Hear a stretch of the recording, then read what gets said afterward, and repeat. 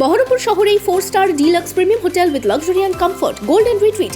এখানেই জেলার একমাত্র ডিস্কোথেক, আছে রেস্টুরেন্ট, লাউঞ্জ বার, অত্যাধুনিক gym, spa, swimming pool, club মেম্বারশিপের সুযোগ। বহরমপুর শিল্প তালুকে গোল্ডেন রিট্রিট। বহরমপুর শহরে চেনা মেজাজে সকাল থেকে ভোট প্রচারে অধীর চৌধুরী।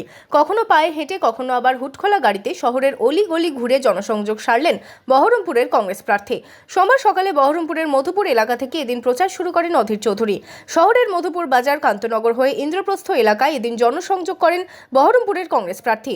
রাত পোহালেই তৃতীয় দফার ভোট, তারপর 13ই মে চতুর্থ দফায় ভোট রয়েছে বহরমপুর লোকসভা কেন্দ্রে।